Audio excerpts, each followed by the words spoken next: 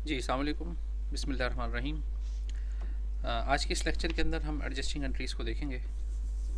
इसमें जो adjusting entries हमने लास्ट टाइम पढ़ी थी उसका एक छोटा सा रिकैप कर लेते हैं, और जो आज हमने पढ़ना है वो फिर डिटेल से पढ़ेंगे। हमने ये पढ़ा था कि कुछ ट्रांजैक्शंस रेवेन्यू और एक्सपेंसेस से रिलेटेड ऐसी होती हैं कि जिनका effect more than one accounting period पर जा रहा होता है। बाज़ औक़ात कुछ रेवेन्यूज़ और एक्सपेंसेस ऐसे होते हैं जो एक से ज़्यादा अकाउंटिंग पीरियड को अफेक्ट कर रहे होते हैं। तो ऐसे में हमें ज़रूरत पड़ती है कि हम एडजस्टिंग एंट्रीज़ का सहारा लें, और इन एडजस्टिंग एंट्रीज़ की मदद से हम रेवेन्यूज़ और एक्सपेंसेस को सेपरेट कर लेते हैं, अलग अलग कर लेते हैं उन पीरियड्स के लिए जिससे वो बिलोंग करते हैं। मिसाल के तौर के ऊपर, अगर एक रेंट एक्सपेंस है, वो अगर दो अकाउंटिंग पीरियड पर आ रहा है, ठीक है, अगर एक कंपनी का अकाउंटिंग पीरियड 1 जनवरी से 31 दिसंबर तक है और एक रेंट एक्सपेंस नवंबर, दिसंबर, जनवरी, फरवरी 4 महीनों को कवर कर रहा है, तो हम 31 दिसंबर के आखिर के अंदर एक एडजस्टिंग एंट्री पास करेंगे और उसके ज़रिए पहले 2 महीनों का एक्सपेंस पिछले साल में रिकॉर्ड करेंगे और अगले 2 महीनों का एक्सपेंस अगले साल की इनकम स्टेटमेंट में चार्ज हो जाएगा, रिकॉर्ड हो जाएगा। तो एडजस्टिंग एंट्रीज़ बेसिकली इसलिए हम यूज़ करते हैं ताकि रेवेन्यू और एक्सपेंसेस को रिकॉर्ड कर लिया जाए उसी पीरियड में जिससे वो रिलेट करते हैं। द प्राइमरी पर्पस और the basic purpose of the adjusting entries is to recognise the expense और revenues in a period in which they relates. ठीक है। तो बेसिकली ये एक रैशनल है एडजस्टिंग एंट्रीज़ के बिहाइंड। तो यहाँ पे एक बात तो याद ये रखें कि एडजस्टिंग एंट्रीज़, जैसे कि हमने पहले भी डिस्कस किया था, एडजस्टिंग एंट्रीज़ के अंदर सिर्फ दो बेसिस पे की जाती है, to adjust the revenue and expenses. सिर्फ एक्सपेंसेस और रेवेन्यू को एडजस्ट करने के लिए हम एडजस्टिंग एंट्रीज़ का सहारा लेते हैं। ये हम उस पर सहारा लेते हैं कि जब वो दो अकाउंटिंग पीरियड को अफेक्ट कर रहे हों, यानी एक से ज़्यादा अकाउंटिंग पीरियड को अफेक्ट कर रहे हों। नंबर 3 ये कि एडजस्टिंग एंट्री जो भी आप पास करते हैं उसमें दो अकाउंट्स, एटलीस्ट 2 अकाउंट्स इन्वॉल्व होंगे, एक डेबिट का और एक क्रेडिट का। एक अकाउंट अगर इनकम स्टेटमेंट को अफेक्ट कर रहा होगा तो दूसरा बैलेंस शीट को अफेक्ट कर रहा होगा। ठीक है। और आखिरी बात ये कि adjusting entries are always pass at the end of the accounting period. हमेशा अकाउंटिंग पीरियड के एंड पे पास की जाती हैं।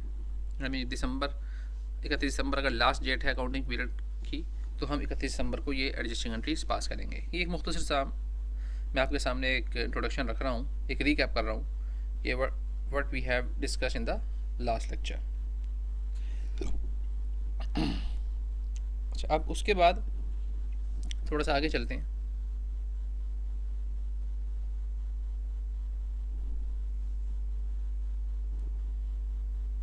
यहाँ पे कुछ एडजस्टिंग एंट्रीज की टाइप्स दी हुई हैं, जैसे कि आप यहाँ देख सकते हैं, converting assets into expense, converting assets into converting liabilities to revenue, accrued unpaid expenses और accruing uncollected revenue। ये 4 किस्म के यहाँ पर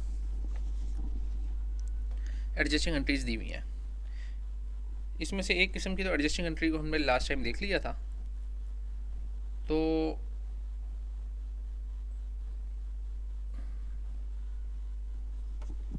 जो कि यहाँ से शुरू हो रही है, कन्वर्टिंग एसेट्स इनटू एक्सपेंसेस। इसमें उसको हमने देख लिया था, और इसके अंदर हमने ये देखा था कि जो एसेट्स होते हैं उनको एक्सपेंस में कैसे कन्वर्ट किया जाता है। इनका दूसरा नाम डेफर्ड एक्सपेंसेस भी कहा जाता है इन्हें, बल्कि मैं इसे लिख देता हूँ यहाँ पर, डेफर्ड एक्सपेंसेस। ठीक है, ये डेफर्ड एक्सपेंसेस भी इनको कहा जाता है। ये वो एक्सपेंसेस होते हैं कि जो फौरी तौर के ऊपर अभी एक्सपेंस तो नहीं हुए होते, लेकिन हम इनको ईयर एंड के ऊपर एडजस्ट करते हैं।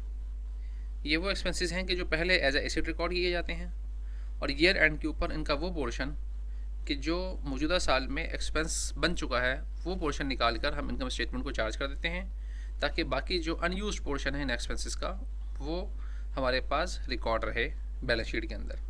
मैंने बड़े डिटेल से बताया था आपको कि ये जो एक्सपेंसेस हैं इनको इनिशियली रिकॉर्ड किया जाता है एज अ एसेट, और ईयर एंड के ऊपर इसमें से used portion of the expenses वो हम चार्ज कर देते हैं या एक्सट्रैक्ट कर लेते हैं या अलग कर लेते हैं उसमें से, और उसको इनकम स्टेटमेंट में एज एक्सपेंस चार्ज कर लेते हैं। ठीक है, ये मैंने इनकी यहाँ पे तफसील भी लिख दी है आपके सामने, ताकि आपको याद रहे कि अमूमन इसके अंदर कौन कौन सी एडजस्टिंग एंट्रीज आती हैं। कन्वर्टिंग एसेट्स टू एक्सपेंसेस के अंदर ये 4 बेसिकली एडजस्टिंग एंट्रीज़ हैं जो हम करते हैं। इसके अलावा भी हो सकती है, लेकिन मोस्ट फ्रिक्वेंटली हम इन्हीं 4 को देखते हैं और देखेंगे। ठीक है, अच्छा, उसके बाद आगे चलते हैं। ये तमाम इसी का एक डिटेल से बताया हुआ है, और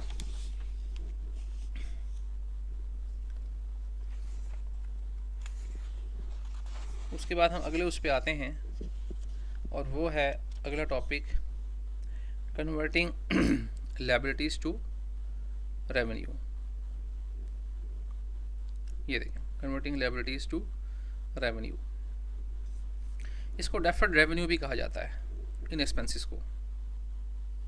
अच्छा, होता क्या है, अब इसको हम डिटेल से पढ़ते हैं। आज का जो हमारा टॉपिक है वो बेसिकली यही है कि हमने सेकंड एडजस्टिंग एंट्री से पढ़ना है कन्वर्टिंग लायबिलिटीज़ टू रेवेन्यू। उसके अंदर हम देखते हैं कि क्या क्या चीज़ें आ जाती हैं। देखें, बज़ औक़ात ये होता है कि कस्टमर हमें एडवांस में पे कर देता है उन सर्विसेज के अगेंस्ट जो हम उसको दे रहे होते हैं। मिसाल के तौर के ऊपर फुटबॉल का कोई टूर्नामेंट हो रहा है, तो वो जो जैसे फीफा है या और भी कोई ऑर्गेनाइजेशन है, जिस तरह क्रिकेट के PSL हो रहे होते हैं, ये पाकिस्तान सुपर लीग है, ये IPL हो रहा होता है, इसमें आप देखते हैं कि ये जो टूर्नामेंट्स होते हैं इनकी टिकट्स पहले सेल हो जाती हैं। तो वो जो कंपनी होती है वो टिकट सेल करके अपने पास रेवेन्यू तो इकट्ठा कर लेती है, लेकिन वो जो अमाउंट्स कलेक्ट की जाती हैं एडवांस में, जैसे कि क्रिकेट या फुटबॉल टूर्नामेंट की कंपनी ने पार्टिसिपेंट्स को टिकट सेल करके एडवांस में पेमेंट ले ली, तो एडवांस में पेमेंट जो ली जाती है उसको कभी भी फौरी तौर के ऊपर रेवेन्यू डिक्लेयर नहीं किया जाता, बल्कि उसको अपने पास एज अ लायबिलिटी रिकॉर्ड किया जाता है। और जब उस एडवांस पेमेंट के अगेंस्ट सर्विसेज रेंडर हो जाती हैं या सर्विसेज दे दी जाती हैं, तो फिर उस एडवांस पेमेंट में से वो पोर्शन रेवेन्यू रिकॉग्नाइज कर लिया जाता है जिसके अगेंस्ट सर्विसेज प्रोवाइड कर दी गई हैं। जैसे कि मिसाल के तौर के ऊपर जब कोई टूर्नामेंट शुरू होता है, जिस तरह सुपर लीग शुरू हुई, पाकिस्तान सुपर लीग, तो इसके अंदर टिकट्स तो पहले सेल हो गई, लेकिन हो सकता है कि वो टूर्नामेंट जो है वो शुरू हो 2 महीने बाद, और उसका टोटल ड्यूरेशन हो टूर्नामेंट का 3 महीने तक चले, जैसे वर्ल्ड कप होता है या एशिया कप होता है, इस तरह। तो ऐसी सिचुएशन के अंदर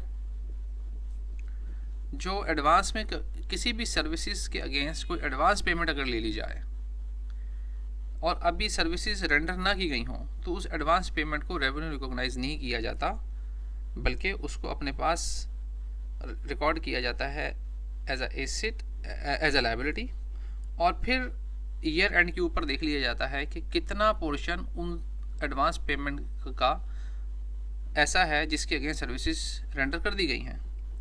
उतने सिर्फ पोर्शन को रेवेन्यू रिकॉग्नाइज कर लिया जाता है और बाकी को फिर अगले साल रेवेन्यू रिकॉग्नाइज किया जाता है। देखें, जैसे कि यहाँ पे लिखा हुआ है, अगर आप सेकंड पैराग्राफ देखें इसी सफ़े के ऊपर, for accounting purposes amounts collected in advance do not represents revenue. जो भी पैसे एडवांस में ले लिए जाते हैं जिसके अगेंस्ट अभी सर्विस नहीं दी गई, तो उसको हम रेवेन्यू रिकॉग्नाइज नहीं करते। ये याद रहे, ये हम उस वक्त की बात कर रहे हैं कि जब वो एडवांस पेमेंट रेवेन्यू के तौर पर जो कलेक्ट की गई है वो 2 अकाउंटिंग पीरियड को अफेक्ट कर रही हों। अगर वो एक ही अकाउंटिंग पीरियड को अफेक्ट कर रही हैं, फिर हम उसको डायरेक्ट रेवेन्यू ही रिकॉर्ड कर लेंगे, क्योंकि हमें पता है कि वो इस साल के अंदर वो एडवांस पेमेंट रेवेन्यू में कन्वर्ट हो जाएगी। लेकिन अगर कोई ऐसी एडवांस पेमेंट है कि जो more than one accounting period को अफेक्ट कर रही हो, उस सिनेरियो की हम बात कर रहे हैं कि उसके बारे में ये कह रहा है। सेकंड पैराग्राफ देखें, amounts collected in advance do not represent revenue because these amounts have not yet been earned, क्योंकि ये अमाउंट्स अभी अर्न नहीं हुई। अर्न से क्या मुराद है, उनके अगेंस्ट अभी सर्विसेज प्रोवाइड नहीं की गई। तो amounts collected from customers in advance, जो पैसे कस्टमर से एडवांस में ले लिए जाएं, are recorded by debiting the cash account. तो उसमें हम क्या करते हैं, उसकी एंट्री क्या करते हैं, कैश तो डेबिट हो जाएगा, लेकिन रेवेन्यू को हम क्रेडिट नहीं करेंगे, बल्कि अनअर्नड रेवेन्यू को हम क्रेडिट करेंगे। अनअर्नड रेवेन्यू को हम क्रेडिट करेंगे। तो देखें यहाँ पर अनअर्नड रेवेन्यू जो है वो बेसिकली एक लायबिलिटी अकाउंट है। वो रेवेन्यू जो है वो इनकम स्टेटमेंट का अकाउंट नहीं है, बल्कि लायबिलिटी अकाउंट है। देखिए मैंने इसके नीचे लिख भी दिया है कि लायबिलिटी अकाउंट है ये, ठीक है। तो अमाउंट्स कलेक्टेड इन एडवांस जो होती हैं वो उनको हम फौरी तौर के ऊपर रेवेन्यू रिकॉग्नाइज नहीं करते, बल्कि उनको अनअर्नड रेवेन्यू लिख लेते हैं। और अनअर्नड रेवेन्यू जो है वो लायबिलिटी का अकाउंट होता है, ठीक है। तो और इसको जो है वो हम डेफर्ड रेवेन्यू भी कहते हैं। अच्छा, अब आप आ जाएं यहाँ पर थर्ड पैराग्राफ में। When a company collects money in advance from its customer, जब भी कंपनी कोई पैसे कलेक्ट करती है एडवांस में अपने कस्टमर्स से, तो क्या होता है, it has an obligation to render services in the future. उसके ऊपर ये जिम्मेदारी होती है कि वो फ्यूचर के अंदर वो उसके अगेंस्ट सर्विसेज रेंडर करे, ठीक है। रेंडर करे से क्या मुराद है कि यानी वो जो उसने पैसे लिए हैं अपने कस्टमर से, उसके अगेंस्ट उनको सर्विसेज प्रोवाइड करे। तो therefore the balance of an unearned revenue account is considered as liability. तो क्या कह रहा है, तो लिहाजा इसलिए जो बैलेंस होता है अनअर्न्ड रेवेन्यू का, वो उसको हम कंसीडर करते हैं एज अ लायबिलिटी, और it appears in the liability section of the balance sheet, not in the income statement. और वो इनकम स्टेटमेंट में नहीं जाएगा, बल्कि लायबिलिटी के बैलेंस शीट के लायबिलिटी के सेक्शन में रिकॉर्ड किया जाएगा, ठीक है। तो ये आप देख रहे होंगे कि यहाँ पर थर्ड पैराग्राफ के अंदर ये डिस्कशन की हुई है।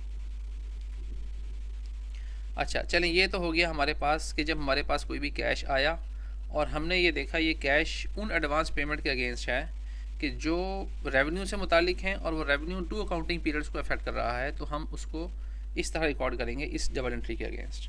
अच्छा, अब आप आ जाएं यहाँ पर, हम पढ़ते हैं एट द एंड। ये देखें ना जी, at the end of the accounting period. अब अकाउंटिंग पीरियड का जब आखिर आएगा तो उस पर एंड पर हम एक एडजस्टिंग एंट्री पास करेंगे, ठीक है। At the end of the accounting period an adjusting entry is made to transfer the appropriate amount from the unearned revenue account to a revenue account. फिर हम क्या करेंगे कि साल के आखिर में या अकाउंटिंग पीरियड के एंड में एक एडजस्टिंग एंट्री पास करेंगे, जिसकी मदद से हम उस अनअर्न्ड रेवेन्यू की अमाउंट में से वो अमाउंट के जो अर्नड हो चुकी है, ठीक है, अब उसके अगेंस्ट सर्विसेज प्रोवाइड की जा चुकी हैं, उसको हम अलग कर लेंगे, सेपरेट कर लेंगे, ठीक है। और उसका एडजस्टिंग एंट्री क्या होगी कि उसमें हम डेबिट कर देंगे लायबिलिटी अकाउंट को और क्रेडिट कर देंगे रेवेन्यू अकाउंट को। ये भी नीचे आ रही है, ठीक है, ये भी हम पढ़ते हैं इसके मुतालिक। अच्छा, अब नीचे अगर आप आएँ तो यहाँ पे एग्जांपल दी हुई है। एग्जांपल ये दी हुई है कि ओवरनाइट ऑटो बिजनेस है, उसने अपना एक वर्कशॉप का कुछ पिछला हिस्सा हार्बर कैब को दिया, एक कंपनी है, $3000 पर मंथ रेंट के ऊपर। और हार्बर कैब ने 3 महीने का जो है एडवांस रेंट जमा करवा दिया 1 दिसंबर को। 3 महीने कब कौन कौन से हैं, दिसंबर, जनवरी, फरवरी। अकाउंटिंग पीरियड कब ख़त्म हो रहा है ओवरनाइट ऑटो बिजनेस का, 31 दिसंबर को। हार्बर कैब ने कितने महीने का इकट्ठा जमा करवाया है रेंट, 3 मंथ्स का, ठीक है। तो जनरल एंट्री क्या रिकॉर्ड की जाएगी इसके लिए, सबसे पहले cash debit unearned rent revenue credit. क्यों, वो इसलिए क्योंकि हमने ये देखा कि अकाउंटिंग पीरियड 31 दिसंबर को एंड हो रहा है, और जो ये जो रेंट है, रेंट रेवेन्यू, ये 3 मंथ्स पर है, कि जो 1 दिसंबर का महीना है मौजूदा साल का, और दो अगले साल के 2 महीने हैं, जनवरी फरवरी, इन 2 महीनों को कवर कर रहा है ये रेंट रेवेन्यू। तो लिहाजा ऐसी सिचुएशन के अंदर उसको हमने रेवेन्यू रिकॉर्ड नहीं किया बल्कि अनअर्न्ड रेंट रेवेन्यू रिकॉर्ड कर लिया। चलिए, ये तो एंट्री होगी 1 दिसंबर को। अब 31 दिसंबर को एडजस्टिंग एंट्री क्या होगी? 31 दिसंबर को एडजस्टिंग एंट्री ये होगी कि 31 दिसंबर जब आएगा तो 1 महीने का रेंट देखें वो बेसिकली रिकॉग्नाइज हो चुका होगा, क्योंकि उसके अगेंस्ट हमने उसको जगह दी थी तो उसने यूज़ कर ली होगी 1 महीने के अंदर, हार्बर कैब ने। तो हम अब करेंगे क्या कि 31 दिसंबर को सिर्फ 1 महीने का रेवेन्यू रिकॉग्नाइज करेंगे और बाकी 6000 को अनअर्न्ड ही रहने देंगे। 1 महीने का रेंट रेवेन्यू कितना बनता है? $3000। तो उसको रिकॉर्ड करने के लिए हम क्या करेंगे कि हम रिकॉर्ड कर लेंगे 1 महीने का ये रेंट रेवेन्यू $3000 और रेंट रेवेन्यू अर्नड $3000, ये हमने क्या कर दिया, एज अ रेवेन्यू रिकॉग्नाइज कर लिया। और अनअर्न्ड रेंट रेवेन्यू को हमने डेबिट कर दिया 3000 से। इसका पिछला बैलेंस क्या था? क्रेडिट का था 9000। अब इसमें से 3000 हमने निकाल दिए डेबिट करके, तो बाकी नेट कितनी अमाउंट बची होगी अनअर्न्ड रेवेन्यू अकाउंट के अंदर, जो कि लायबिलिटी अकाउंट है क्रेडिट की 6000। ठीक है, तो ये बेसिकली एक एडजस्टिंग एंट्री यूज़ की जाती है अनअर्न्ड रेवेन्यू को रिकॉर्ड करने के लिए eight the end of the accounting period. याद रखिएगा, ये एडजस्टिंग एंट्री ये है जो रेड से लिखी हुई है, ये देखें यहाँ लिखा हुआ है एन एडजस्टिंग एंट्री। ये एडजस्टिंग एंट्री है क्योंकि एडजस्टिंग एंट्री मैंने आपको क्या बताया था कि हमेशा कब चार्ज की जाएंगी? Eight the end of the accounting period. देखिए 31 दिसंबर को रिकॉर्ड की जा रही है। ये वो एंट्री है कि जो हमने उस वक्त रिकॉर्ड की थी कि जब वो ट्रांजेक्शन हुई थी। एडजस्टिंग एंट्री नहीं है ये जनरल एंट्री है। ठीक है, तो ये बेसिकली एक डिफरेंस है। तो बेसिकली इसके ज़रिए हमने ये देखा इस एडजस्टिंग एंट्री के अंदर कि अगर एक ऐसा रेवेन्यू कि जिसके अगेंस्ट पेमेंट हमें पहले ही मिल जाए, हमने भी सर्विसेज प्रोवाइड करनी हो अपने कस्टमर को, और वो रेवेन्यू अफेक्ट कर रहा हो मोर देन 1 अकाउंटिंग पीरियड को, यानी उसका कुछ हिस्सा एक अकाउंटिंग पीरियड में लाई कर रहा हो और कुछ हिस्सा उसका अगले अकाउंटिंग पीरियड में लाई कर रहा हो, तो ऐसी सिचुएशन के अंदर that advance payment will be recorded as unearned revenue. ठीक है, रेंट रेवेन्यू तो रेंट रेवेन्यू लिख देंगे, सर्विसेज रेवेन्यू तो सर्विसेज रेवेन्यू लिख देंगे, जो भी रेवेन्यू की किस्म होगी वो हम रेंट के बजाय उस जगह पे वो लिख देंगे। और ये एक लायबिलिटी अकाउंट है तो लिहाजा इसको एज अ लायबिलिटी अकाउंट पहले रिकॉर्ड किया जाएगा। साल के आखिर में जाके एक जनरल एंट्री यानी एडजस्टिंग एंट्री पास की जाएगी। उस एडजस्टिंग एंट्री के ज़रिए हम उस अनअर्न्ड में से वो पोर्शन रिकॉर्ड कर लेंगे एज अ रेवेन्यू जो अब अर्नड हो चुका है, जिसकी अगेंस्ट सर्विसेज रेंडर की जा चुकी हैं। ठीक है, तो बेसिकली ये एक थी adjusting entry converting liability to revenue. देखें ये हम पढ़े ना, कन्वर्टिंग लायबिलिटी टू रेवेन्यू, तो इसमें हमने क्या किया है कि हमने एक लायबिलिटी को रेवेन्यू में कन्वर्ट कर लिया। पहले ये लायबिलिटी थी अनअर्न्ड रेवेन्यू, एक लायबिलिटी अकाउंट था, इसको हमने रिकॉर्ड कर लिया इसमें से कुछ पोर्शन रेवेन्यू का। तो that's why we call this adjusting entry as converting liabilities to revenue.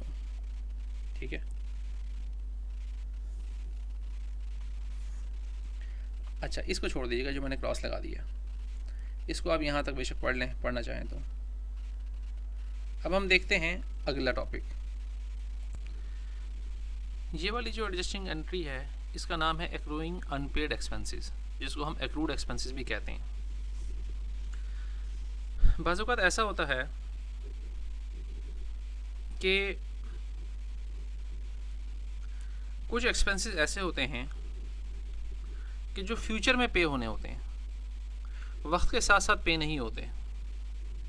उन एक्सपेंसेस को बाद में पे किया जाता है, अमूमन 1 महीना जब मुकम्मल हो जाए या एक ख़ास पीरियड जब मुकम्मल हो जाए। यानी वो एक्सपेंसेस होते हैं कि जो पहले पे नहीं होते, प्रीपेड एक्सपेंस नहीं होते, बल्कि आखिर में इनको पे किया जाता है जब हम उसकी सर्विसेज ले चुके हों या जब कोई महीना मुकम्मल हो जाए, जब क्वार्टर मुकम्मल हो जाए। ठीक है, तो इसलिए हम इन एक्सपेंसेस को कहते हैं एक्रूड एक्सपेंसेस। एक्रू मानी यानी जो जमा होते रहते हैं, इकट्ठे होते रहते हैं। ठीक है, तो ये वो एक्सपेंसेस होते हैं कि जो एक्सपेंस बनते तो जाते हैं साथ, लेकिन इनके अगेंस्ट अभी कैश पे नहीं हुआ होता। ठीक है, तो इधर ये लिखा हुआ है कि this type of adjusting entry recognises expenses that will be paid in future transaction. ये एडजस्टिंग एंट्रीज उनसे मुताल्लिक रखती है कि जिनके अंदर पे किया जाएगा, जो कि पे किए जाते हैं एक्सपेंसेस फ्यूचर के अंदर। देयरफॉर लिहाजा no cost has yet been recorded in the accounting records, लिहाजा इनकी कोई कॉस्ट अभी रिकॉर्ड नहीं की जाती अकाउंटिंग के अंदर, अकाउंटिंग रिकॉर्ड्स में। ठीक है, जैसे कि मसलन salaries of employee and interest on borrowed money are common examples of expenses that are accommodated from day to day but that are usually not recorded until they are paid। ठीक है, ये वो बता रहा है कि जैसे एम्प्लॉयज़ की सैलरीज़ हैं, इंटरेस्ट है, इंटरेस्ट किसी ऊपर जो मनी बोरो की हुई है बैंक से या किसी फर्द से, तो उनके ऊपर जो ये जो एक्सपेंसेस हैं, देखें सैलरीज़ की जो एम्प्लॉयज़ की जो सैलरीज़ होती है, कभी भी सैलरी पहले पे नहीं की जाती, हमेशा मंथ एंड पे की जाती है। ठीक है, हमेशा काम जब ले लिया जाता है एम्प्लॉय से तब उन्हें पे किया जाता है। ऐसा भी नहीं होता कि हर दिन जिस दिन काम लिया अगले दिन उसकी पेमेंट कर दी गुज़िश्ता दिन की, ऐसा नहीं होता। अमूमन 1 माह बाद उसको पेमेंट की जाती है। ठीक है, बाज़ औक़ात जो है वो कुछ एम्प्लॉयज़ ऐसे होते हैं जिनके साथ कोई कॉन्ट्रैक्ट हुआ होता है साइन, कि आप ये जो प्रोजेक्ट बेस होते हैं कि भाई आप इतना प्रोजेक्ट कर लेंगे तो आपको सैलरी मिल जाएगी, वो 2-2 महीने की 3-3 महीने की भी हो सकती है। ठीक है, तो एम्प्लॉयज़ को सैलरीज़ बाज़ औक़ात बाद में दी जाती हैं काम लेने के बाद। इसी तरह कोई बैंक से पैसे अगर लिए हुए हैं तो उसके ऊपर जो इंटरेस्ट बन रहा है वो कंपनी का इंटरेस्ट एक्सपेंस होता है। ये अगर किसी शख्स से हमने माल ख़रीदा है और उसको जो हमने पे करना है उसके अगेंस्ट नोट पेएबल अगर इशू किया गया है, तो नोट पेएबल किया है बेसिकली वो एक नोट होता है जिसके ऊपर अमूमन इंटरेस्ट पे किया जाता है। तो ये इंटरेस्ट हर रोज़ पे नहीं होता, ये जब पेमेंट की जाएगी उस वक्त इंटरेस्ट पे कर दिया जाएगा, या बैंक का जब लोन पे किया जाएगा तब इंटरेस्ट पे कर दिया जाएगा। तो अगर सैलरीज़, इंटरेस्ट एक्सपेंस वगैरह ये जो एक्सपेंसेस हैं ये वो अगर इस तरह के हों कि जो 2 अकाउंटिंग पीरियड पर मुश्तमिल हों, यानी जिनका इफेक्ट 2 अकाउंटिंग पीरियड पर जा रहा हो, इनका कुछ हिस्सा एक अकाउंटिंग पीरियड पर हो और कुछ हिस्सा दूसरे अकाउंटिंग पीरियड पर एग्जिस्ट कर रहा हो, तो ऐसी सिचुएशन के अंदर फिर हम इनको एडजस्ट करते हैं इस तरह कि इनमें से एक्सपेंसेस, वो एक्सपेंसेस जो मौजूदा साल के हैं और जिनके अगेंस्ट हम बेनिफिट ले चुके हैं उन एक्सपेंसेस का, उनको हम रिकॉर्ड कर लेते हैं इस साल में और बाकियों को अगले साल में रिकॉर्ड कर लिया जाता है। ठीक है, तो अब देखें मैं यहाँ से इसकी 5वीं लाइन से पढ़ रहा हूँ। At the end of the accounting period an adjusting entry should be made to record any expense that have accrued but that have not yet been recorded. वो कह रहा है कि अकाउंटिंग पीरियड के एंड पर एक एडजस्टिंग एंट्री पास की जाती है जिसके ज़रिए एक्सपेंसेस, वो एक्सपेंसेस के जो एक्रू हो चुके हैं, ठीक है, यानी समझ लें कि वो एक्सपेंसेस के जो वाजिबुल अदा हो चुके हैं लेकिन अभी रिकॉर्ड नहीं किए गए, उनको रिकॉर्ड कर लिया जाता है। ठीक है, तो लिहाजा इनकी एडजस्टिंग एंट्री क्या पास होगी, हम उस एक्सपेंस अकाउंट को करेंगे डेबिट क्योंकि एक्सपेंस इनकर हो चुका होता है, और चूँकि अभी कैश पे नहीं किया गया होता तो लिहाजा उस एक्सपेंस के साथ पेएबल अकाउंट लिख के हम उसको क्या कर देते हैं, पेएबल को क्रेडिट। एक पेएबल अकाउंट लायबिलिटी अकाउंट होता है, बैलेंस शीट का अकाउंट होगा, और जो एक्सपेंसेस होंगे जो हम रिकॉर्ड करेंगे वो इनकम स्टेटमेंट का अकाउंट होगा। ठीक है, देखिए मिसाल के तौर के ऊपर नीचे अगर आप आएँ तो देखें यहाँ पर लिखा हुआ है कि ये जो 31 दिसंबर तक वेजेस का जो एक्सपेंस था दिसंबर का, वो बनता था 1950, लेकिन अभी पे नहीं किया गया था एम्प्लॉयज़ को। ठीक है, और उसको पे किया जाएगा दिसंबर के बाद अगले महीने में, यानी जनवरी में या फरवरी में। ठीक है, तो वो एक्सपेंस कितना बनता है, वो बनता है $1950। तो लिहाजा क्या डबल एंट्री पास होगी, वेजेस एक्सपेंस डेबिट, क्योंकि हमने एक्सपेंस को रिकॉर्ड करना है तो हमने एक्सपेंस को रिकॉर्ड कर लिया, वेजेस एक्सपेंस डेबिट, और चूँकि अभी पे तो नहीं किया, पे करना है तो ये पेएबल है, तो लिहाजा वेजेस एक्सपेंस पेएबल भी लिख सकते हैं या वेजेस पेएबल भी लिख सकते हैं, वो 1950 से क्रेडिट हो गई। ये लायबिलिटी अकाउंट है हमारा। ठीक है, और नीचे आप देखें डिस्क्रिप्शन लिखी हुई है, adjusting entry to accrue wages old, यानी पेएबल हैं but unpaid as of December 31। दिसंबर 31 तक वो अभी तक पे नहीं हुई, तो लिहाजा हमने उनको पेएबल रिकॉर्ड कर लिया। अच्छा, अब हम आते हैं अगले महीने। जब वो एक्सपेंस एक्चुअली पे होगा तो फिर क्या होगा? जब वो एक्सपेंस एक्चुअली पे किया जाएगा तो देखें, हुआ ये कि जनवरी का जो वेजेस का एक्सपेंस था वो $447 बनता था, और जो पिछले महीने का अभी पे नहीं हुआ था, ठीक है, जिसके अगेंस्ट कैश नहीं गया था, वो 1950 है। तो वो कह रहा है 3 जनवरी को ना उन्हें बिल पे कर दिया गया, कितना? $2397, ठीक है, जिसमें से दो दिन का 3 दिन का जनवरी का भी एक्सपेंस शामिल है। तो लिहाजा कैसे रिकॉर्ड करेंगे? 2397 चूँकि कैश दे दिया तो कैश कम हो गया, कैश क्रेडिट हो गया। बाकी जो 2397 है, इसमें दिसंबर के महीने का सैलरीज एक्सपेंस है 1950, तो लिहाजा वो जो हमने यहाँ पे वेजेस पेएबल किया हुआ था ना, यहाँ पे लायबिलिटी को क्रेडिट, तो यहाँ पे हम उसको कर देंगे डेबिट, क्योंकि वो पे हो चुका, वो पेएबल तो नहीं रहा ना जो एम्प्लॉयज़ को पे कर दिया, तो लिहाजा पेएबल भी ख़त्म हो गया। और इस महीने का जो एक्सपेंस है जनवरी का वो 447 है, तो वो एक्सपेंस भी रिकॉर्ड कर लेंगे, एक्सपेंस डेबिट होता है तो लिहाजा उसको भी हमने डेबिट कर दिया। तो इस तरह ये हुआ कि पेएबल का अकाउंट अब खत्म हो गया, क्योंकि अब पेएबल नहीं रहा, वो पे हो चुका है। जनवरी के महीने का रिकॉर्ड हो गया एक्सपेंस $447, वो एक्सपेंस है तो लिहाजा हमने एक्सपेंस डेबिट होते हैं, हमने डेबिट कर दिया। और इन दोनों की अमाउंट चूँकि इकट्ठी अदा की गई है एम्प्लॉयज़ को 2397, हमने कैश क्रेडिट कर दिया। तो एक सिंपल सी एक एंट्री है, जब एक्चुअली एक्सपेंस पे होगा अगले साल तो वो उसको उसके मुतालिक हमें बताया जा रहा है। बिल्कुल इसी तरह आपने इसको भी पढ़ लेना है, एक्रूवल ऑफ इंटरेस्ट एक्सपेंस। ये आपने पूरा पढ़ना है, एक एक चीज़ जो मैं किताब से आपको पढ़ा रहा हूँ आपने वैसे बुक रीडिंग करनी है, इसकी भी और अब तक जितना हम पढ़ चुके हैं उसकी भी, ताकि आपको सही अंडरस्टैंडिंग डेवलप हो। इसी तरह किताब से जिस तरह मैं पढ़ा रहा हूँ आपने एक एक चीज़ को खुद स्टडी करेंगे तो आपको चीज़ें समझ में आएंगी, ठीक है। यहाँ पे बताया हुआ है कि मिसाल के तौर के ऊपर वो किसी से नोट्स पेएबल लिखवाया था, तो उसके अगेंस्ट जो इंटरेस्ट एक्सपेंस बनता था वो यहाँ पर रिकॉर्ड किया है, अभी पेएबल अमाउंट रिकॉर्ड किया है। अब इसके अगेंस्ट जो इंटरेस्ट बनता है वो हमने इंटरेस्ट सिर्फ रिकॉर्ड कर लिया दिसंबर के एंड पे। अभी 4000 के ऊपर जो इंटरेस्ट बनता था 30 दिसंबर के महीने का, और जब हमने पे किया एक्चुअली फरवरी में, तो जनवरी का भी फरवरी का भी दोनों 2 महीने को जो बनता था इंटरेस्ट एक्सपेंस फरवरी का वो बनता है $30। पिछला जो दिसंबर और जनवरी का बनता है वो $60 बनता है, और अमाउंट दे दी 4000, और टोटल कैश से उस टोटल अमाउंट ऑफ कैश से उसको क्रेडिट कर दिया। बिल्कुल वही एंट्री के जो हमने पहले भी की है, पढ़ी है सैलरीज़ वाली, उसी तरह के ऊपर ये इंटरेस्ट है, लेकिन आप पूरा पढ़ेंगे तो आपको समझ में आ जाएगी कि कैसे काम हुआ है इस पर, ठीक है। तो लिहाजा ये एडजस्टिंग एंट्री भी कंप्लीट होगी हमारी। अच्छा, अब हम आते हैं अगली एंट्री की तरफ, एक्रूइंग अनकोलेक्टेड रेवेन्यू, जिसको एक्रूड रेवेन्यू भी बोला जाता है, एक्रूड रेवेन्यू भी हम कॉल करते हैं। वो क्या है? बाज़ वक़्त होता ऐसा है कि बिज़नेस जो है, देखें यहाँ पे अगर मैं पहली लाइन पढ़ूँ तो ये लिखा हुआ है कि बिज़नेस जो है वो अर्न कर लेता है रेवेन्यू करंट अकाउंटिंग पीरियड में। पहली लाइन का मैं तर्जुमा पढ़ रहा हूँ।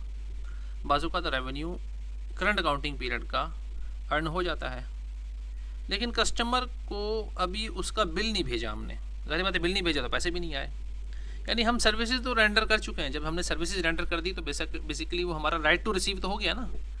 अगर हम बिज़नेस हैं, ओवरनाइट ऑटो बिज़नेस हैं, और हम किसी की अगर कोई गाड़ियों की सर्विस कर रहे हैं और हमें इकट्ठे पैसे मिल रहे हैं, तो राइट टू रिसीव तो हमारा बन गया ना। यानी राइट टू रिसीव का मतलब यह है कि सर्विसेज तो रेंडर हो चुकी हैं उसके अगेंस्ट, अब सिर्फ पैसे ही आने रहते हैं ना। तो कैश अभी रिसीव नहीं हुआ, अभी कस्टमर को बिल बना के नहीं भेजा, तो this situation is likely to occur if, तो ये जो सिचुएशन होती है ये अमूमन उस वक्त होती है कि जब हम अपने कस्टमर्स को कुछ सर्विसेज प्रोवाइड करें, इन विच केस जिसमें the bill might not be prepared, जिसमें से अभी बिल प्रिपेयर ही नहीं किया गया, बिल बना ही नहीं, until our services are completed, जब तक कि तमाम सर्विसेज कंप्लीट ना हो जाएं। जैसे कि मिसाल के तौर के ऊपर बाहर के ममालिक में जो खेतों के ऊपर स्प्रे होता है वो छोटा सा एक एयरक्राफ्ट जहाज़ होता है, उसके ज़रिए होता है, बस अब तो ड्रोन के ज़रिए होते हैं, उसके ऊपर स्प्रे कंपनीज होती हैं, वो स्प्रे का कॉन्ट्रैक्ट हो जाता है, वो आती हैं अपने ड्रोन उड़ाती हैं और वो फसल के ऊपर से उड़ते हुए चले जाते हैं, छोटे जहाज़ होते हैं और वो स्प्रे करते चले जाते हैं, ठीक है। तो उनको जो है वो एक बंदा पीछे कोई पंप लेके वो स्प्रे नहीं करता, बल्कि पूरी तरीके से वो जहाज़ों के ज़रिए या ड्रोन्स के ज़रिए स्प्रे करते हैं। तो ये सर्विसेज प्रोवाइड करते हैं। अगर मिसाल के तौर पे कॉन्ट्रैक्ट हुआ था कि 3 महीने का, कि 3 महीने तक ये सर्विसेज कोई पेस्टिसाइड की कंपनी है वो स्प्रे करेगी खेतों के ऊपर, और जब 3 महीने मुकम्मल हो जाएंगे, 3 महीने तक स्प्रे मुकम्मल हो जाएगा, तो फिर जो है वो उसे पैसे मिल जाएंगे। तो जो पेस्टिसाइड की कंपनी है, अगर वो उसके 3 महीने बनते हैं दिसंबर, जनवरी, फरवरी, ठीक है, 1 दिसंबर को कॉन्ट्रैक्ट हुआ, ये मैं आपको मिसाल समझाने के लिए दे रहा हूँ, तो ज़ाहरी बात है कि 31 दिसंबर को 1 महीने मुकम्मल हो जाएगा जो कि बनता है मौजूदा साल का, और जनवरी फरवरी बनते हैं अगले साल के। तो इसलिए जो रेवेन्यू है वो बेसिकली 31 दिसंबर तक का जो बनता है, उसके अगेंस्ट सर्विसेज तो दी जा चुकी हैं ना 31 दिसंबर की तारीख तक, स्प्रे तो किया जा चुका है 1 महीने का। तो जो टोटल कॉन्ट्रैक्ट हुआ है, अगर $3000 हुआ है 3 महीने का, तो इसका मतलब है कि $1000 रेवेन्यू रिकॉर्ड हो जाना चाहिए इस साल, और अगले जब 2 महीने मुकम्मल हो जाएंगे 28 फरवरी तक, तो फिर उन 2 महीनों का रेवेन्यू रिकॉग्नाइज हो जाना चाहिए। ठीक है, तो लिहाजा यहाँ पे यही लिखा हुआ है, एनी रेवेन्यू, ठीक है, ये देखें यहाँ पे लिखा हुआ है, any revenue that has been earned but not recorded during the current accounting period. वो रेवेन्यू के जो अर्न तो हो चुका है, जिसके अगेंस्ट सर्विस दी जा चुकी हैं, लेकिन रिकॉर्ड नहीं किया गया अभी तक करंट अकाउंटिंग पीरियड में, शुड बी रिकॉर्डेड, उसको रिकॉर्ड कर लेना चाहिए at the end of the period के एंड में, by the means of adjusting entry के जरिए। The adjusting entry consist of debit to an account receivable. Adjusting entry जो है वो, उसमें हम क्या करते हैं, अकाउंट रिसीवेबल को डेबिट कर देते हैं और क्रेडिट कर देते हैं रेवेन्यू अकाउंट को, जो कि अभी हम नीचे देखते हैं अभी। ठीक है, अब देखें मिसाल के तौर के ऊपर वो कह रहा है कि ओवरनाइट एक ऑटो सर्विस है, नीचे वाला अगर आप पैराग्राफ देखें, दूसरा पैराग्राफ, उसने एक एग्जांपल दी हुई है ओवरनाइट ऑटो सर्विस की, कि उसकी फ़ी तय हुई थी 1500 पर मंथ।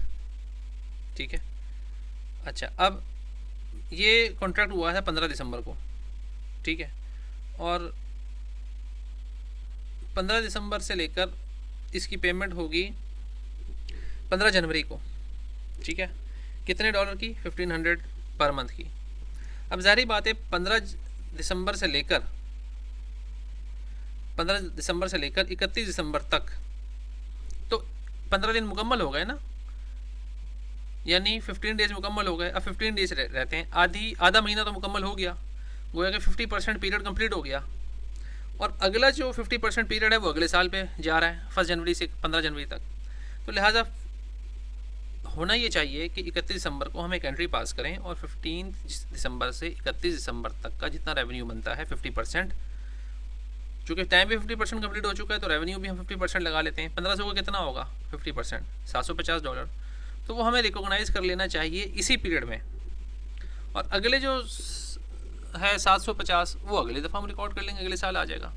तो लिहाजा 31 दिसंबर को इस साल का रेवेन्यू रिकॉर्ड करने के लिए हम क्या करेंगे, हम ये करेंगे कि 31 दिसंबर को हम एक एंट्री पास करेंगे जिसमें रिपेयर सर्विसेज रेवेन्यू क्या करेंगे, देखें, उसे क्रेडिट कर लेंगे, क्योंकि वो रेवेन्यू हमारा बन चुका है और हमने उसे रिपेयर सर्विसेज दी हैं, ओवरनाइट ऑटो सर्विस ने रिपेयर सर्विसेज दी हैं, तो रिपेयर सर्विसेज का $750 वो रिकॉग्नाइज कर लेगी, क्योंकि वो रेवेन्यू बन चुका है।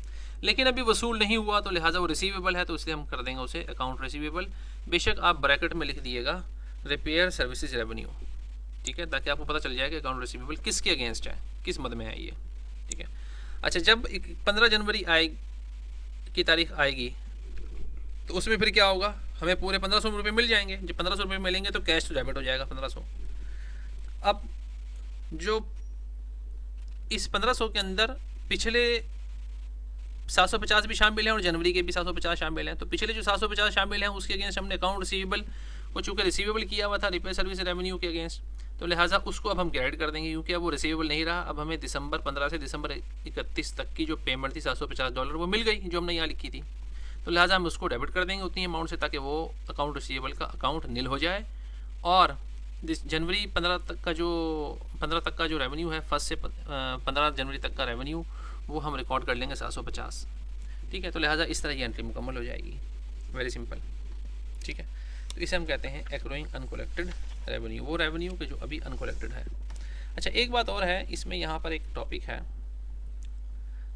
Income tax expense. ठीक है, adjusting entry income tax expense, इसको ज़रा समझ लें आप। आपको याद है कि हमने कुछ इनकम टैक्स एक्सपेंसेस थे, तो अभी हमने पढ़ा है एक्रूड एक्सपेंसेस वाला,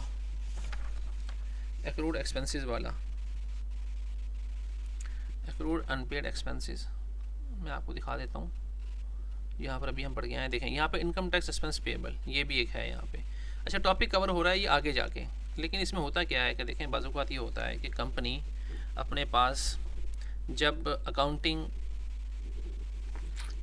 जब टैक्स वगैरह, जब इनकम स्टेटमेंट बैलेंस शीट वगैरह बनाती है, तो इनकम स्टेटमेंट के अंदर जो टैक्स होता है कंपनी अपनी इनकम के ऊपर वो टैक्स पे करती है। अच्छा, टैक्स, इनकम टैक्स भी एक एक्सपेंस होता है जो इनकम स्टेटमेंट पे ही लिखा जाता है।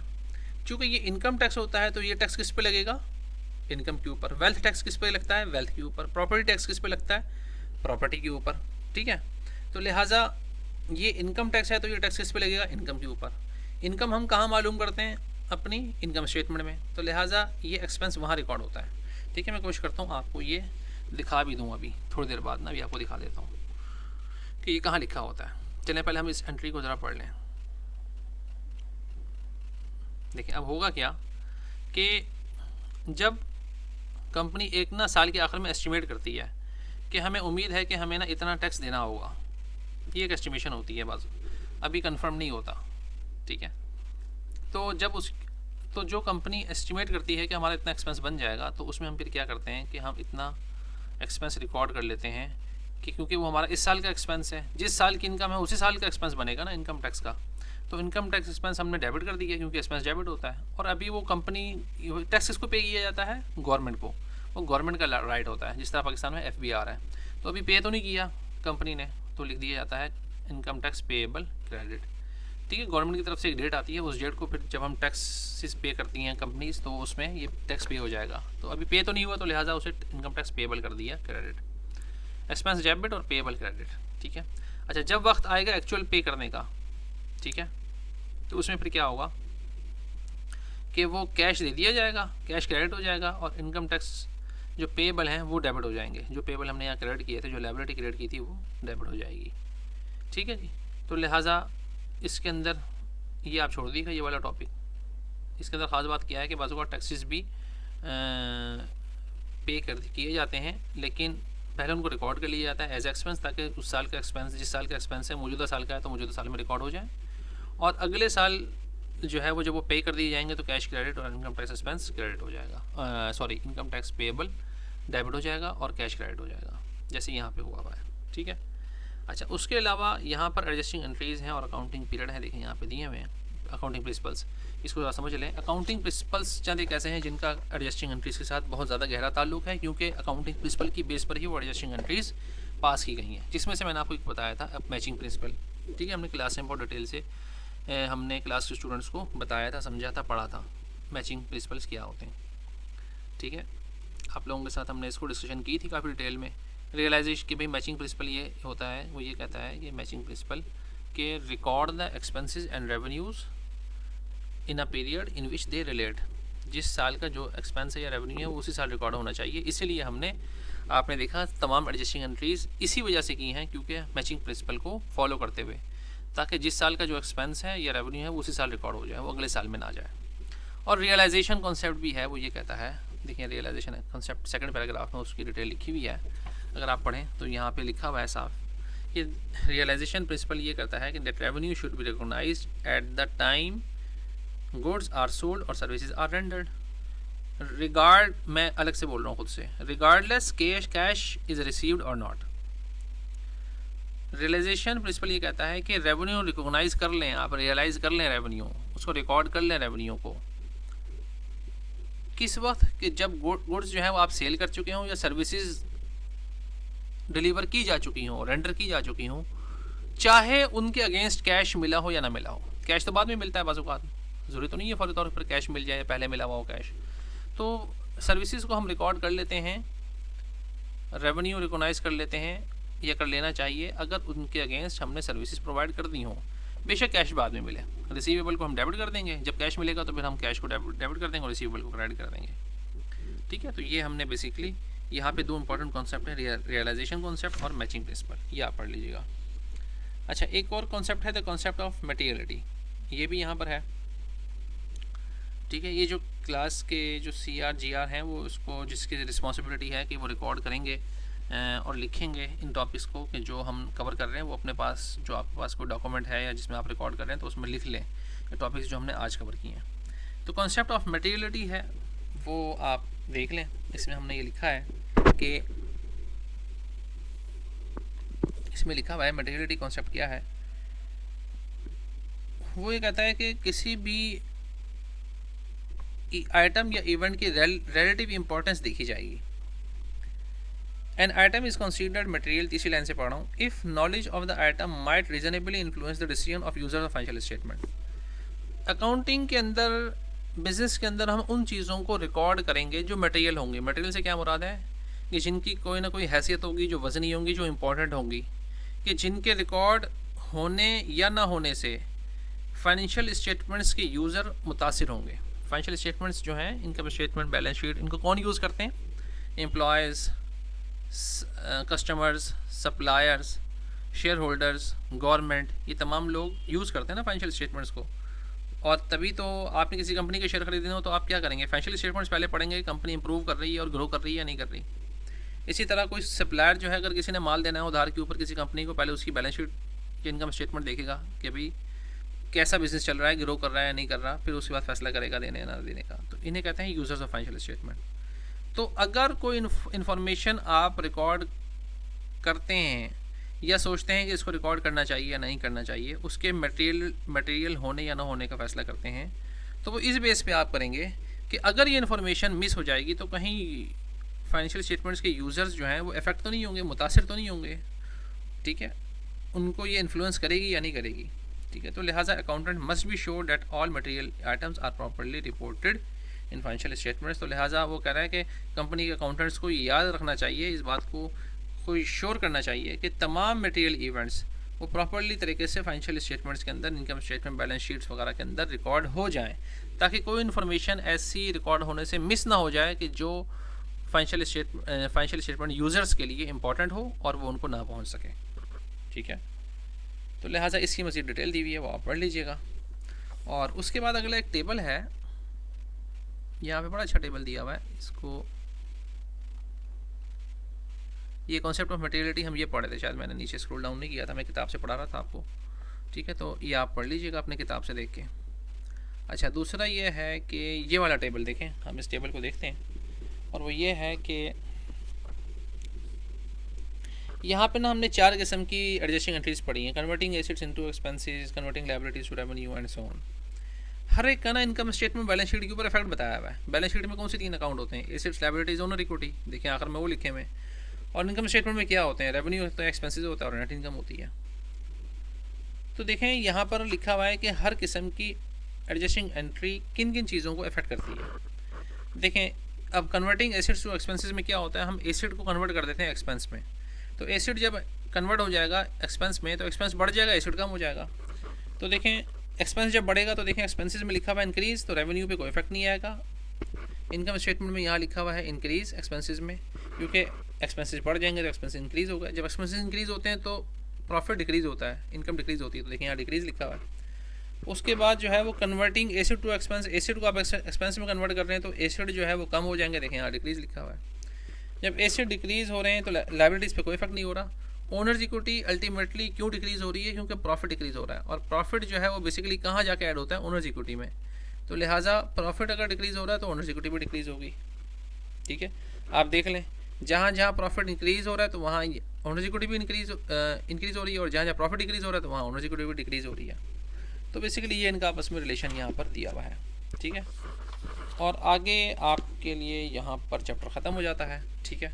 इनको आपने अच्छी तरीके से देखना है, इसको समझना है, और उसके बाद हम कोशिश करेंगे कि नेक्स्ट लेक्चर के अंदर हम क्वेश्चन आंसर्स को देख लें, जो क्वेश्चन करने पहले आप इसकी अंडरस्टैंडिंग लें अच्छी तरीके से। ठीक हो गया जी।